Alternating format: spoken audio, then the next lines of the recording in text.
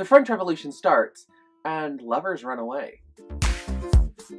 Ooh, Yaoi review. And today I'm here to talk to you about Volume 2 of Gerard and Jacques by Fumi Yoshiaga. We read the back and we'll delve into the nitty-gritty. On the verge of the French Revolution, Jacques' mother finally decides to search for him. Gerard lets him go, seeing the boy depart for a life of luxury and pleasure with no expectations of his return. But Jacques is unable to hide his feelings from Gerard, much to Gerard's dismay. It goes against his sense of honor to take advantage of such a naive youth. Can Jacques weather the revolution and Gerard's heart? This is rated M for mature. It is published by Blue, which no longer exists anymore. We'll delve into it. So it starts out with a kind of pretty little insert, and then it starts with its work. Now, the art style in this one is actually a little different than the first one, which kind of surprised me. This one is far more fluffier. It shows far more ornamentation. It shows far more attention to detail, I guess would be the way I would want to explain it.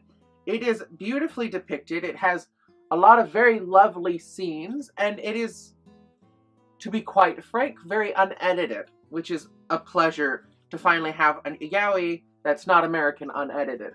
So, love this. I guess, let's start with plot. It picks up right where it left off, and just like the back of this says, the two men, Jacques is working for Gerard, and Gerard, is taking Jacques for granted. He really, really is. And his mother Jacques' mother sends for him. And we see him finally dressed in the pomp and circumstance of his station, what he's supposed to look like, how he's supposed to dress. Lovely. I love the way it was depicted. It was one of my favorite depictions of the character so far.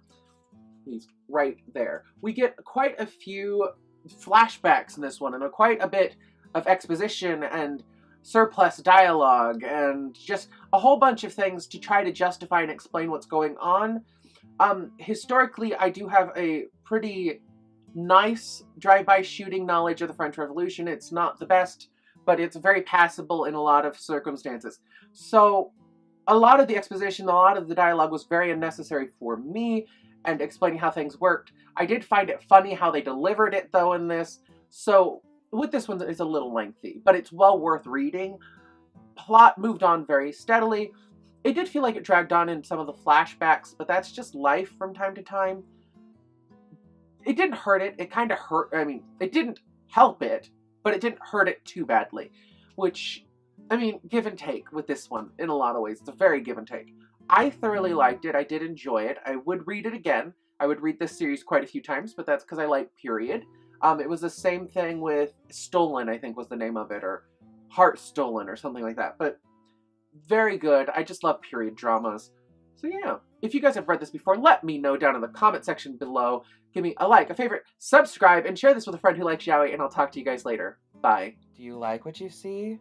Then subscribe!